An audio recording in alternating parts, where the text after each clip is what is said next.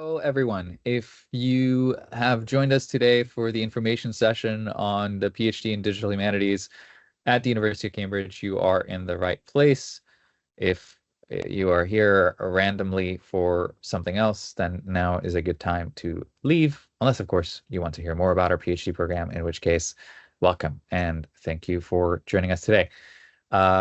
In terms of what's going to happen during the session, I'm going to briefly go through some of the tenets of the center, as well as what we offer, who we are, what we do, and then hopefully get to a point of giving you most of the essential information on the application process, introduce you to our faculty and their research and what they do, and then we'll have some time at the end for questions and answers. What I will say is that on this webinar on Microsoft Teams, we won't be able to hear directly from you.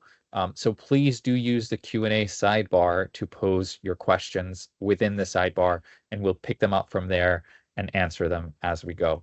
I will moderate the Q&A, and I might point you to colleagues of mine who might be better suited to answer those questions. But if you have questions that are directed at particular colleagues, please do make sure that you mention their names in your question within the sidebar. We'll get to those at the end of the session. But for now, I'm going to go through the ever problematic process of sharing my screen and hoping that it works. Can I get a visual indicator from a colleague? Caroline, can you see this? Perfect. Thank you. Right, so welcome to our information session for Cambridge Digital Humanities graduate programs, in particular for the PhD program. So what is Cambridge Digital Humanities? Well, we look at and interrogate and generate and develop digital humanities scholarship across the arts and humanities. It looks like interdisciplinary projects that come from a variety of backgrounds and engages with a number of different disciplines through the focal point of critical approaches to digital humanities. We typically work with international partners as well as partners from across Cambridge, including the university libraries and collections, to carry out our research. And our students also often take advantage of those connections to develop their research and to develop research partnerships as they go. We think about digital humanities as a very expansive form. So we think about collections and literature as digital humanities, but we also think about critical media theorization, methodological advancement, critical interrogations of emerging technologies as machine learning, as well as digital infrastructures and space and power. And so these are all quite expansive, critical approaches to thinking about digital humanities. One thing that digital humanities is that it's not just another name for, as it were, a computer science degree. So if you're coming to this thinking of it as a purely technical training program, it isn't that. It will equip you with the skills to carry out some digital methods, but also to interrogate those methods critically. And it will also provide a space to think critical questions at the intersection of both practice and theory.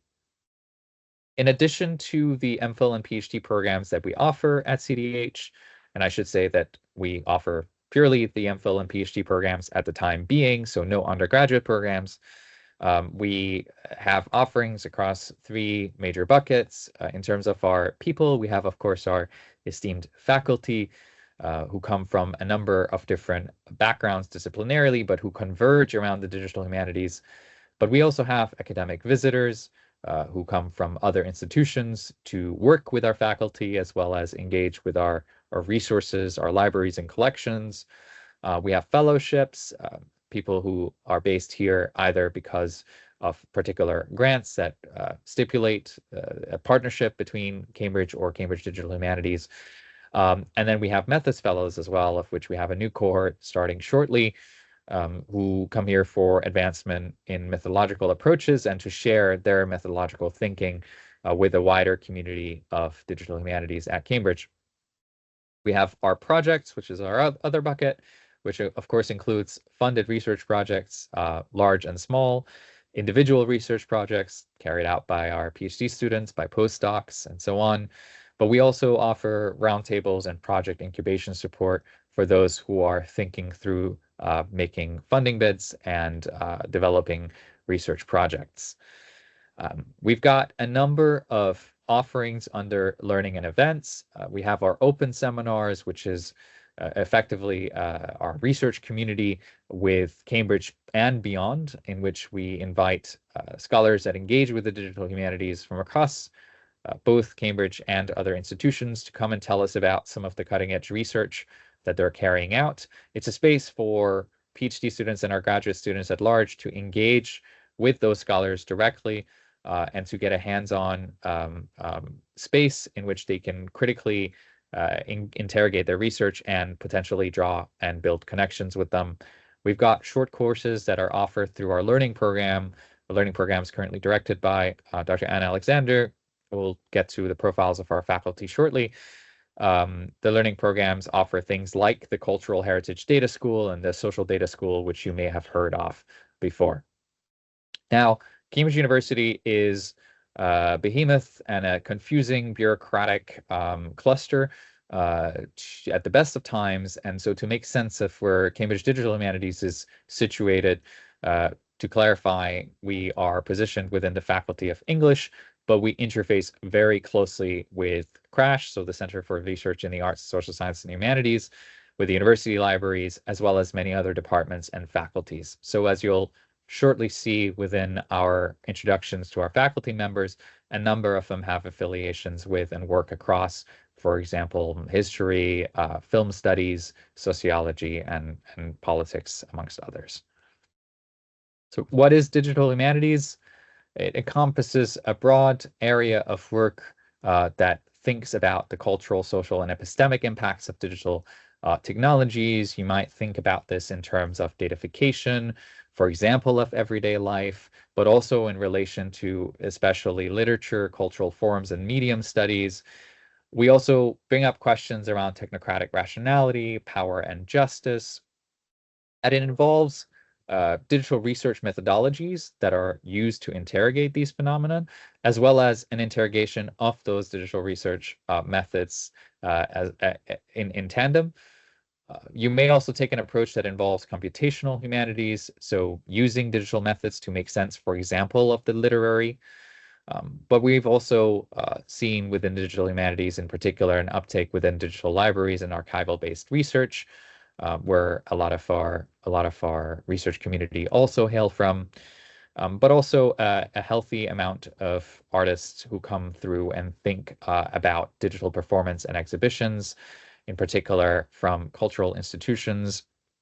And we think about research as well along the lines of the cultural and social impacts of emerging technologies, which is ever more relevant, notably around data and AI-informed developments, for example, in AI-driven surveillance technologies like facial recognition, but also around automated writing and the social and cultural implications of robotics. So in terms of our research community, I mentioned the research seminars before as a part of the CDH Open. In the past, we've had a number of scholars come in from different institutions that really give a good flavor of what digital humanities can be. Miria Georgiou last year did a talk on being human in digital cities. It engages with the possibility for agency in the context of the increasingly digitalizing cities. We've had talks on learning experiments in computer vision and visual literacy, machine learning and political orders, the digital borders and bodies around us, as well as thinking about social histories of artificial intelligence, for example, in the talk by Matteo Pasquinelli. So as you'll see, when we say that digital humanities are quite expansive in our understanding of it, it reflects equally within the body of work and talks that we encompass at the center. There are wider resources that are also available to our graduate community in which they can engage with the university and the many other departments and faculties that would be relevant to the digital humanities. It includes departmental and faculty seminars that can be browsed. If you go to talks.cam.ac.uk, you'd be able to, for example, see a list of different relevant talks that are available to you as a student here. but you'll also be tied to a college that will also run specific events that are relevant to you, as well as the many libraries and collections that are available within the Cambridge ecosystem. And we encourage you to make use of it very richly. So in terms of the teaching team, I'm going to briefly introduce Anne Alexander, who won't be with us today, but just to give you a sense of who she is. She's a senior research associate, and she's a director of learning programs. And her research interest includes ethics of big data, activist media in the Middle East, and political economy of the internet. She's been looking at, in particular, supervising students around social movements and media activism, the political economy of the internet and data infrastructures, especially as it relates to the Middle East and Global South more broadly. If you are interested in working with Anne or learning more about her, you can look at her profile on our website, including some of the research that she's been covering. Anne's also been helping Eleanor there in running the social data schools, a very interesting iteration of which just concluded a couple of weeks ago. And then we have Caroline Bassett. Caroline, would you mind giving yourself an introduction? Hello, I'm Caroline Bassett. I'm a professor of Digital Humanities. I write about technology and culture and their intersections in relation to literature and also in relation to gender, technology, social power. I'm writing a book, or I should be writing a book, on thinking in the future and how we might think in an automatic world, if you like. So I'm also the director of CDH. So I'm the person who thinks about how the doctoral programs relate to CDH as a research culture and as a research center. And so that's really who I am. Thank you so much, Caroline. And we have Jonathan. So Jonathan is our Digital Humanities research software engineer, which means a bunch of different things, but in particular, he is the person that you go to seek technical advice, in particular around digital methods, or if you're looking to use a particular technical skill set to think through some of your research. What Jonathan will emphasize is that oftentimes some of the problems that students are looking to solve or grapple with don't necessarily require the kinds of technical solutions that they often think about. It's not neatly situated as a solution per se, but sometimes thinking through the minimal digital approach to doing the research that you're grappling with is also a good way to go. But Jonathan is effectively the advisor extraordinaire on thinking through some of these approaches, and would highly encourage you to go to him when you are here. Ryan Heuser, over to you, Ryan. Yeah, I'm Ryan Heuser, Assistant Professor of Digital Humanities. My background's in English, so I do what's called distant reading. I'm writing a book called Abstraction: A Literary History, which tries to thematize abstraction both as a form of thought and a methodology that empowers digital methodologies, but at the same time has a long history that we can even see through literary trends. I've worked on changes in the usage of words, doing a kind of intellectual history, and most recently getting into studying the poetics or aesthetics in generative AI.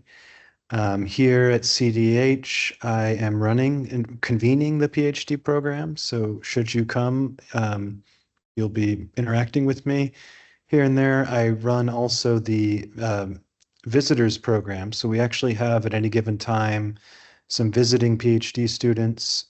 We have visiting postdocs and professors. Yeah, I also teach in the MPhil program, and happy to advise students working on literature, textual analysis, intellectual history, digital methodologies, any of that. Thank you, Ryan. Hugh is not with us on this call, but just to say that Hugh is the head of the Digital Library Unit, is the Digital Humanities Coordinator, and the first point of contact with the DH research projects through CDH Labs. He has a broad range of experiences in content-driven digital humanities work, including collaborations with the Newton Project, Darwin Correspondent Project, and the Casebooks Projects, and many others. Hugh, in particular, is teaching on one of the core modules of the MPhil programs, and has a close collaboration with and interface with the university library.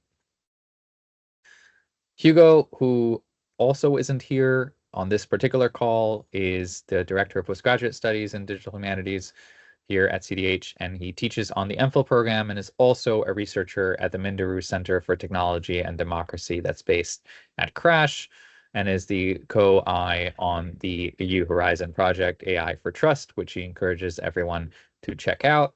His work combines research around collective action and digital technologies, in particular thinking through how social movements diffuse through digital networks, and in particular thinking through the implications for misinformation and conspiracy theories and power in those networks.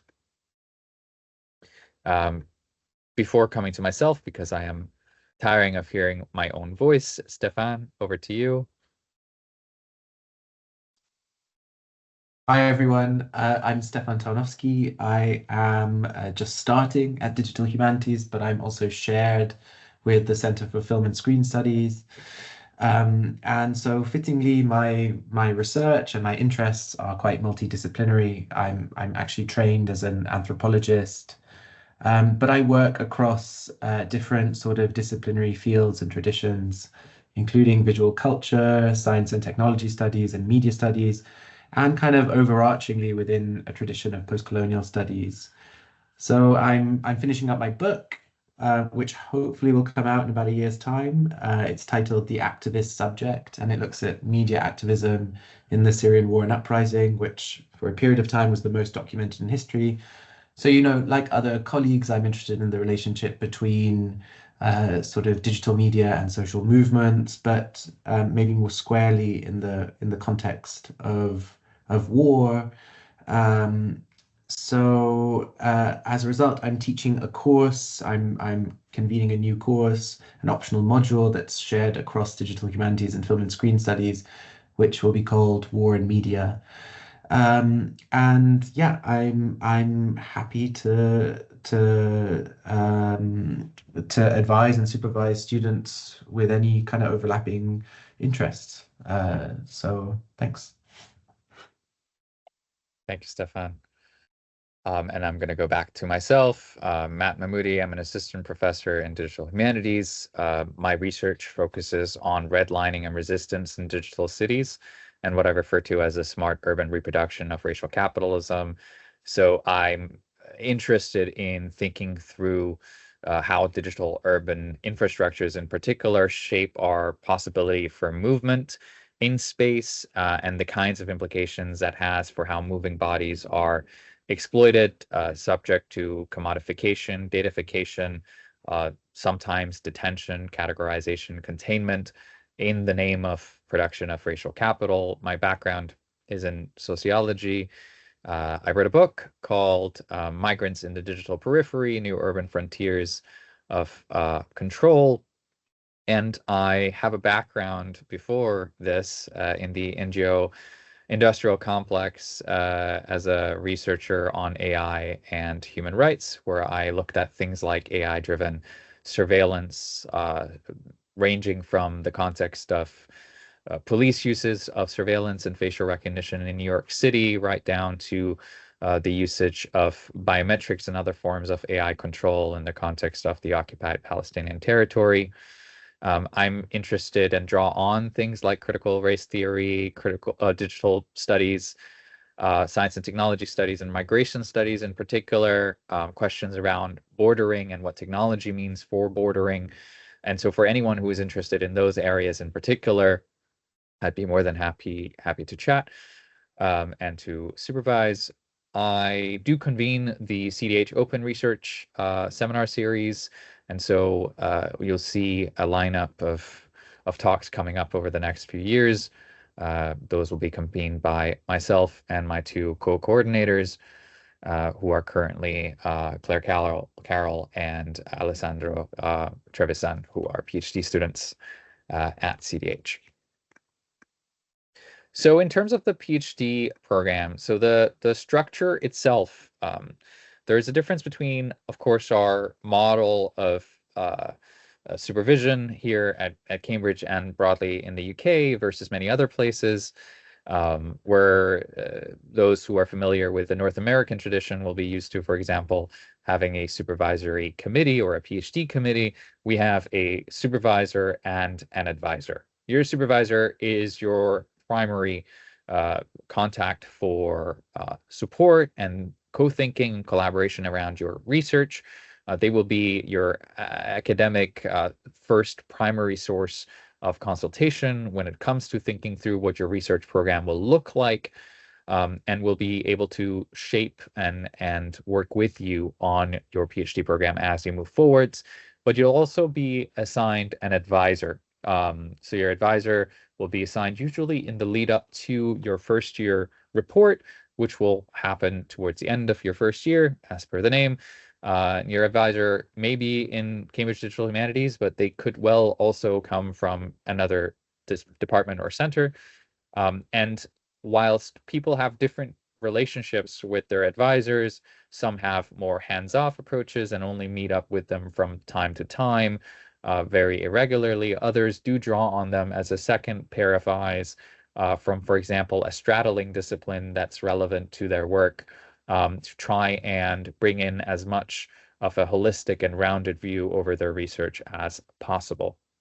So while some questions we've received upfront, for example, have queried to what extent you could have co-supervisors on within your research project, that is not typically the way that we do it here. That is not the format. But we do have a supervisor, and you'll be encouraged to think through an advisor that would, for example, help you meet the intellectual and disciplinary goals that you have beyond the supervisor that you've been assigned. So the PhD can be carried out in two forms. You can do it full-time, which is around 3 to 4 years, subject to individual conditions, or you can do it part-time, which is 5 to 7 years. These options are available to you in the application portal. The examination is done via a thesis of about 80,000 words, and you will be taking classes and seminars throughout your stay within the PhD program, of which the graduate research seminar, the CDH Open, are also a part. And of course, you're encouraged to partake in and talk about your own research within the various fora that will be made available to you. There's a really vibrant research community at CDH, which includes reading groups, lecture groups. There's a Co-work Wednesday group in which small talks about particular research areas or problems are brought into the space and discussed at large over lunchtime. But there will also be other opportunities to engage in running student-led research groups. There are a number of different opportunities on that front. For example, Crash offers the graduate research grants, which allow PhD students to put together a seminar series within an area that is of topic relevance. And opportunities like that are quite widely available within the Cambridge infrastructure. So again, we encourage you to take advantage of them. There will be training and development sessions within the program for the PhD, and that ranges from preparing a book proposal to very specific technical DH skills. There'll be much more on that as well. And if Ryan, at the end, you wanted to reflect on the PhD training as well as a PhD convener, we can pick that up. And again, if you have particular questions for the PhD training, please do put that into the Q&A. In terms of the background of the applicant, there's no typical background for a PhD applicant in digital humanities. It is intrinsically an interdisciplinary field, so we consider applicants from any academic field. We have had people come through from history, archaeology, literature, linguistics, economics, computer science, sociology. The degree involves working with a range of materials from across Cambridge libraries, museum and collections, and other disciplines. So we believe that the digital humanities are enriched by your interdisciplinary presence within it. So we are not prescriptive about where you come from. Come to CDH, draw on your background, and figure out ways in which you can contribute to critical digital humanities thinking. We do require that applicants have achieved a UK master's with merit, or a UK equivalent of a master's. And if your degree is not from the UK, please do check out the international qualifications page for the equivalent in your country. And that's available also on the online application prospectus page, in which you're able to view the entry requirements, the application steps, as well as anything else related to fees and qualifications. In terms of fees and funding, so anyone who applies for a postgraduate course at Cambridge can also apply to be considered for funding. The university is generally known to be quite generous with funds, but the funds are also highly competitive. So when you do apply for the PhD, you'll actually be given the option in the application form to indicate what funds you'd like to be considered for. So some of the funds that you can tick box yourself for, you will be automatically considered for. Pay attention to the ones that require additional information. So, for example, the Gates Scholarship will require for you to write an additional personal statement. So do pay attention to that. Not every fund that you're considered, that is available to you, will be stated on the application portal. There is a site, you can go to postgraduate.study.cam.ac.uk -funding overview, where you can also find the link to the funding database of funding opportunities that are available to PhD students. You can categorize this and filter it by your particular circumstances to find all the opportunities that are available to you. Sometimes funding opportunities are specific to colleges, and the specific college that you might need to associate yourself with. So again, pay attention to other opportunities that aren't within the application portal, and make sure that you meet those deadlines, as they sometimes are a little bit earlier than the application deadline itself. In terms of the deadlines, the application portal is now open for the MPhil and PhD programs in digital humanities. The deadline for the Gates US scholarships is 15th of October 2025. If you are a non-US applicant to the Gates Scholarship, the deadline is the 7th of January 2026. And usually the funding application deadlines for most of the other funds fall just towards the end of this year. So again, make sure you get your application in good time, and pay attention to the funding applications that require additional materials. I should say that by far the most of the funding opportunities that are available, you will be considered for automatically through the application process itself. In terms of the application process, you apply for the course, hopefully by winter 2025, earlier if you're going for the US Gates version. You apply for funding, so make sure, again, you fill out the required additional documentation. Admissions usually takes place around spring 2026 and onwards. You will have your supervisor allocation by summer 2026, and then you'll be welcomed to Cambridge in October 2026. In terms of the materials that we'll be looking for, we're looking for grades and transcript for you to meet the language requirements. We're quite strict about the language requirements, so if you're in doubt that there are particular tests that you'll need to take, please do double check the course overview for a sense of the particular qualifications required for your nationality. We require a CV/resume, 2 academic references, a cover letter, and a research proposal of 800 words for the PhD program. We also ask for a sample of work, which should be about 5,000 to 7,000 words. If you have any additional general inquiries around the PhD program, you can always reach out to us at phd@cdh.cam.ac.uk. And if you have admission inquiries that are more related to the university at large, beyond just CDH, you can contact them directly. If you go to their website on postgraduate.study.cam.ac.uk/contact form, you'll be able to reach them there.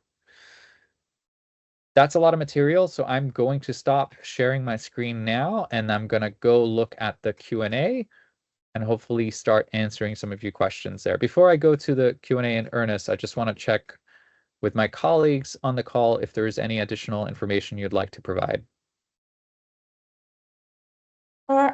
I suppose there's just one thing to say, which is that, you know, CDH is a research centre, and although we're based in English, we're not a community of scholars who are focused on English. We are tightly focused on thinking about digital humanities and what that is.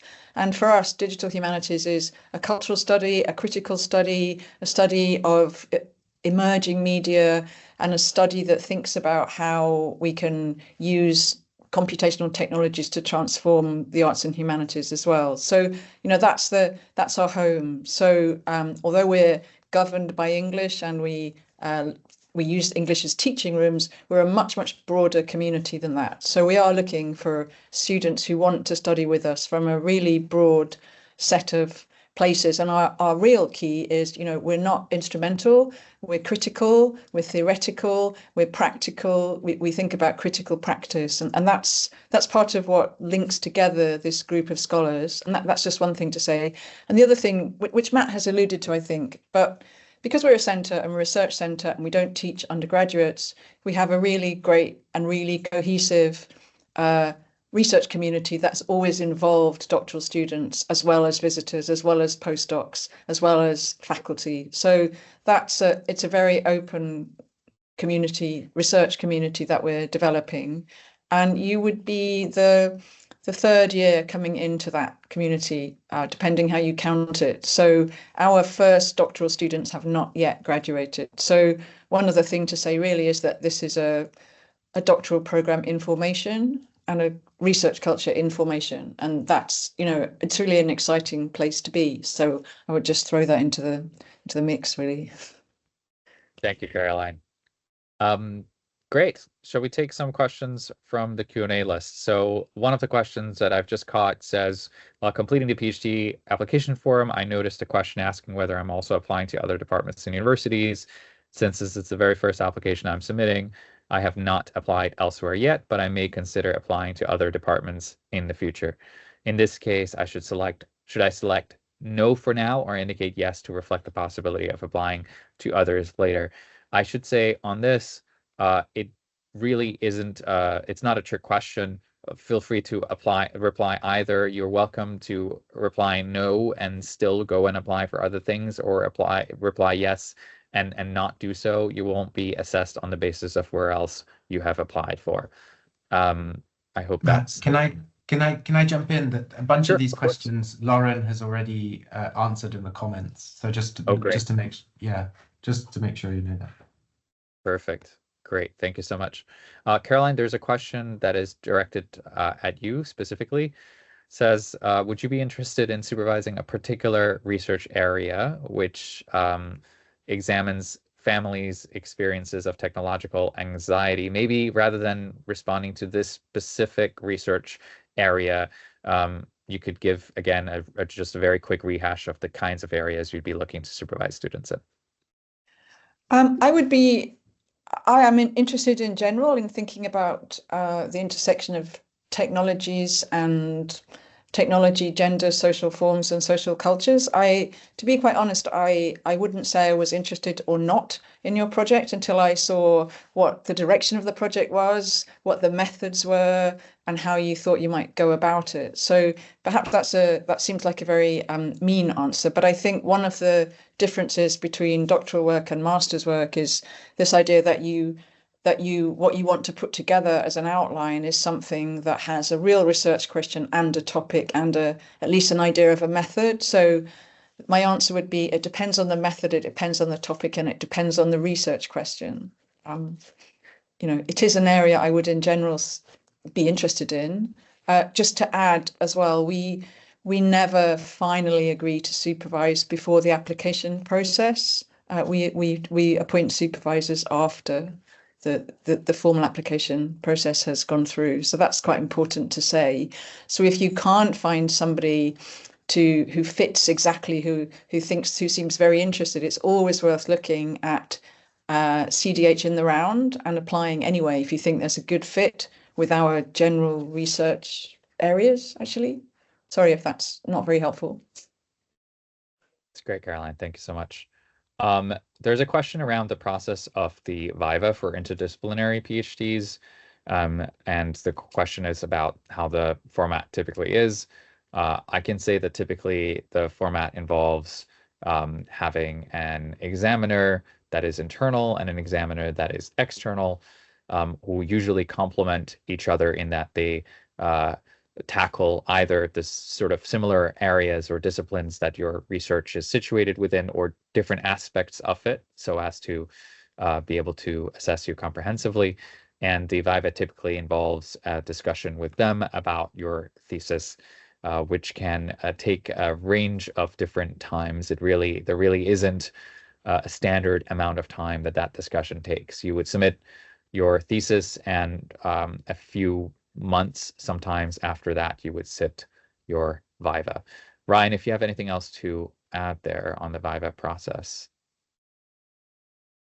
Not particularly. I'm about to assess my first Viva in about a month's time, and I didn't do my PhD training here at Cambridge. If others have comments on the Viva who have experienced I think what Matt Yeah. I think what Matt has said is the case, really, so that the people who are going to conduct your doctoral examination are people that have a specialist knowledge of the relevant areas. So if you're thinking about technology, gender, and feminism, to go back to that, then it's very likely that you'll have two examiners, and one of them will be somebody who's a gender specialist.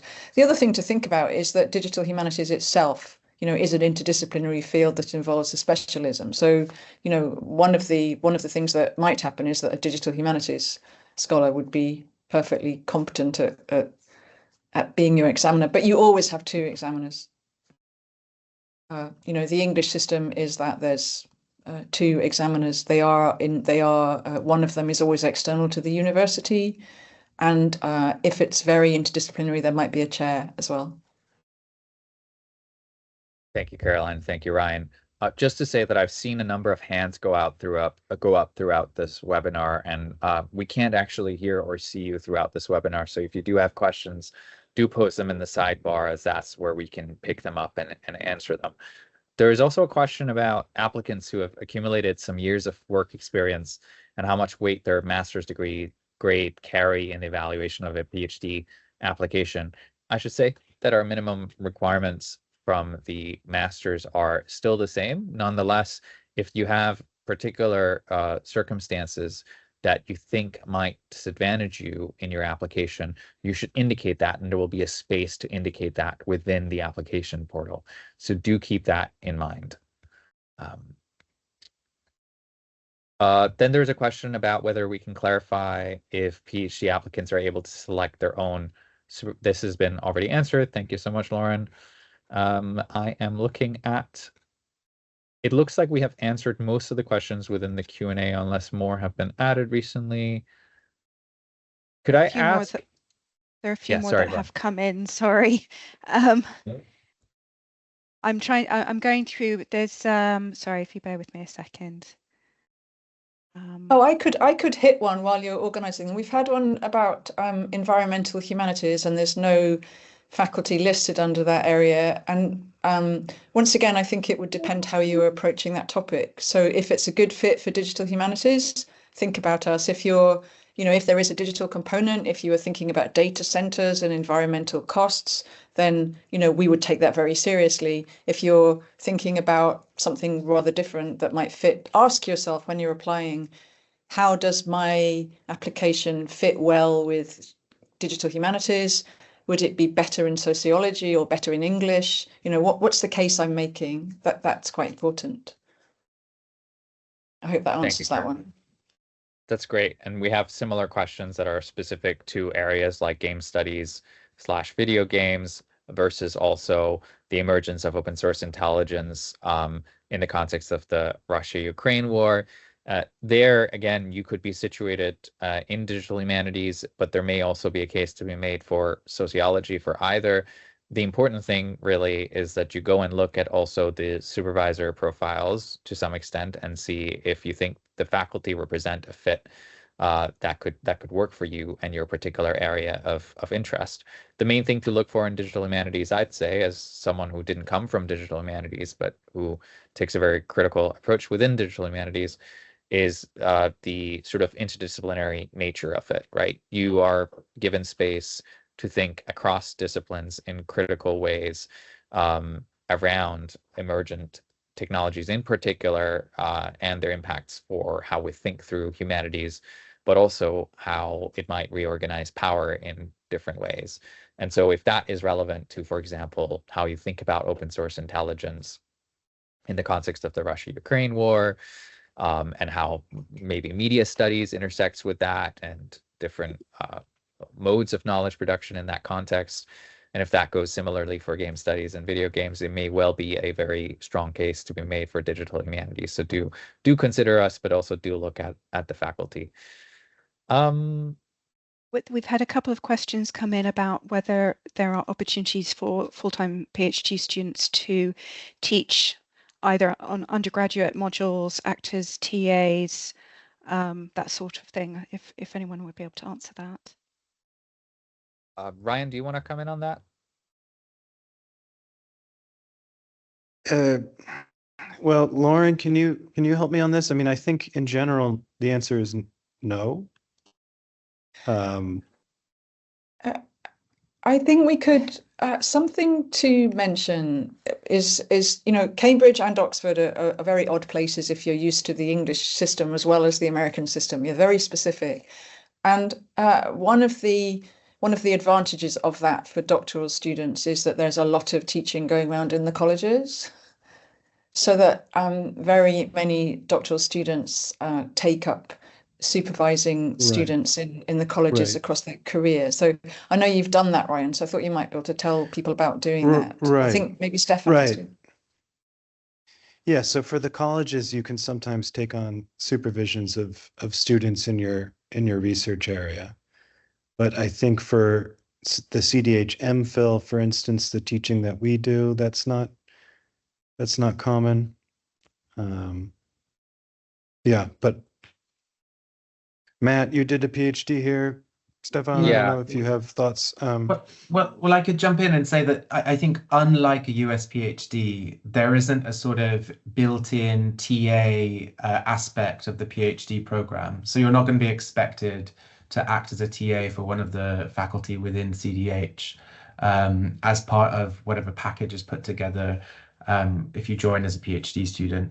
That being said, like Caroline said, because of the layers of this university, and also because of the interdisciplinarity of CDH, and whatever kind of disciplinary training you're going to bring in with you when you come and join the program, you probably, if you want to, will be able to do as much teaching, if not more teaching, than you would on a US style PhD program. The other thing to say is that, and this is a relatively recent development, is that we are beginning to put together lists of possible paid work around the university that relate to digital humanities projects. So one example was last year, some of our MPhils got engaged in digitizing some material from an archive about paint that's part of the Fitzwilliam Museum. And that's produced around a few million digitized sheets and words that will then be used for a cultural analytics project, and they're paid for that. So we're collecting together a kind of registry really of possible opportunities for that kind of paid work. But that's quite, that's information right now. So I don't want to over exaggerate about that, but we think there's a lot of demand for that kind of work around the university, and it's a good way to get skills for your CV at the same time as getting some cash. Thank you, Caroline. Thanks, Stefan. Thanks, Ryan. Yeah, there will be, as my colleagues have already said, different opportunities for engaging both with teaching and other forms of work whilst at Cambridge. There will also be individual departments that, if you have a discipline within them, that might seek you out to supervise on select undergraduate courses, but it will be subject to your specific profile and not necessarily, as Ryan was saying, not necessarily rooted in a digital humanities tradition or trajectory. There's a question about whether you can have a co-supervisor advisor from Polis, for example.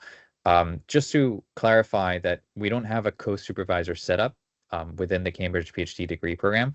We have a supervisor and an advisor setup. So your supervisor will be predominantly based within Cambridge Digital Humanities, but your advisor can absolutely be from a different faculty and department.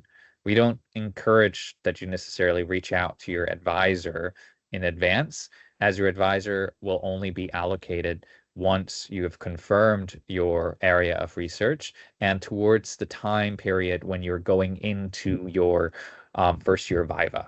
So it'll be a conversation between you and your supervisor once you're here in terms of selecting and assigning an advisor to you. I hope that makes sense.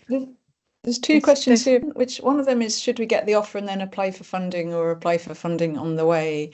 I think Matt would be good to answer that one, because people are confused. Yes, absolutely. So you are applying for funding whilst applying for the degree, to be clear. So within the application portal, you will see a number of tick boxes that are typically asking you whether you want to be considered for X, Y, Z different funding opportunities. Some of them are specific to colleges. Some of them are from places like the Cambridge Trust or the Cambridge Gates Scholarship. If you do tick those boxes, pay attention to the additional stipulations some of them have. Some of them require that you submit additional personal statements or essays that respond to particular questions. But the application portal's funding tick boxes are not exhaustive. There will be other funding opportunities that typically run alongside the application timeline. And so those are on the website that I pointed out before. They're on the university's postgraduate funding site, where you can go and browse different funding opportunities. Some of them are based at specific colleges. Some of them are based on condition and circumstance. For example, the Cambridge Trust, for which you are automatically considered, has a specific opportunity and provision and rich tradition of providing studentships to students that come from contexts that are conflict-ridden or have been subject to forced displacement. It's called the Rowan Williams Scholarship, and it's something that you would be considered for both automatically, but also, again, it has that additional stipulation of providing an additional personal statement that would support your application to that end.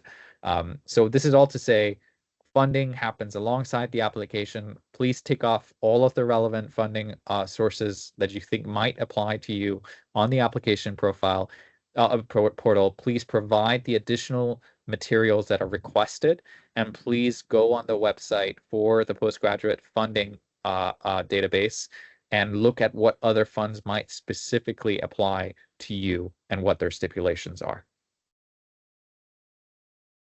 We've had a couple of questions about residency requirements. And it's just to say that if you are a full-time student, you're expected to be in Cambridge full-time and to be resident here. If you're part-time, you can live further away, but you would often need to be in Cambridge. So you would need to be able to have access to get to Cambridge on a reasonably regular basis. So I hope that answers that question, if anyone wants to add anything to that. And there have been a couple of questions about language requirements. If you submit a test result with your application that the central administration assesses and believes that it hasn't met the requirement, they will contact you and you will have an opportunity to submit a retake test during the process, the application process, if you have been given an offer. If you're not sure if you are going to require to take a language test, it will depend on your country of origin, and it will be within your offer conditions. Whether or not it will be sufficient if English has been the language of instruction in your schools or not. If you're not sure at all, if you're not sure, you can contact the admissions office directly and ask them about your particular circumstance, your particular country and your school, and they may very well be able to give you a bit more guidance on that. Thank you so much, Lauren. There is a question about integrating existing remote work, for example, in disinformation with theory through the part-time PhD as a theory practice transfer, suggesting that this could also open up interesting collaborations for the university. So just to say that we obviously encourage taking a creative approach to your PhD, and insofar as you think there is something to be gleaned from those kinds of collaborations, especially if they're part-time, that sounds like something well worth writing a strong research proposal on. One thing that we do also encourage you to think about, just because of past experience, though this is more pertinent in the MPhil program than in the PhD program, is that sometimes with folks who have drawn up informal arrangements for their current workplace to figure into the research project, sometimes for different reasons that are personal to those particular students and their work environments. It has meant that there have been tensions about access to data in particular, when, for example, they have either ceased working halfway through the program with the particular workplace, or simply there haven't been upfront agreements that would clearly state exactly what the student would be able to glean and get access to from their current workplace. So we just encourage you to be very clear in what's possible and investigate that with your current employer as well before moving ahead on designing your research around collaboration with them as a part of your PhD. But before I move on from that, Ryan, Caroline, Stefan, do you have any additions? Caroline? I would just add that, a part-time PhD is one thing, but the time of being a doctoral student is very intense and demands a lot of work. And I don't think you can hold down a full-time job and write a PhD. I also think there's actually some conditions about the amount of work students are meant to take on while they're working. So I don't think that it is actually practical, viable, or really desirable to be holding down a full-time job while starting a PhD. People sometimes, do this at the end of their doctoral program, but I think it's quite important to understand that doing a doctorate is a big commitment of time that demands your attention and your time. But the other thing I just wanted to say was that it is really interesting to think about how you can use part-time jobs or part-time roles in relation to doctoral projects. But I just agree with Matt that there are also tensions, because what you are doing with your thesis is something that has to be discrete, and that relates to a research question that you generate and might involve the necessity of engaging critically with the practices of the organization that you're involved with. And this is one of the tensions that's probably more extreme in the arts and humanities and social sciences than perhaps in, if you want to be a computer engineer and you're working in a computer engineering company and then you want to write a thesis about that, that's a little bit different. But I think, it can be very productive if it's part-time to engage, but I think you need to be really careful about how you do that. And it's a matter of thinking about that as field work, really. And some of us have got quite a lot of experience in doing that. So I don't mean to sound discouraging there, but it is a real issue. Thank you, Caroline. We are coming up on time, so I wanted to just thank you all for attending and to encourage you all to write to us on phd@cdh.cam.ac.uk for any further questions that you might have around the PhD program. And I should just take the opportunity also to encourage you all to apply. A lot of the subjects that have been subject areas of research that have been suggested within the Q&A bar have all looked really interesting and pertinently relevant to CDH and our research agendas across the faculty. And so do take the opportunity to apply and think about us. And once again, thank you so much for joining us. I'm going to end this webinar now, but if I could ask CDH colleagues to please stay on the call. Thank you all.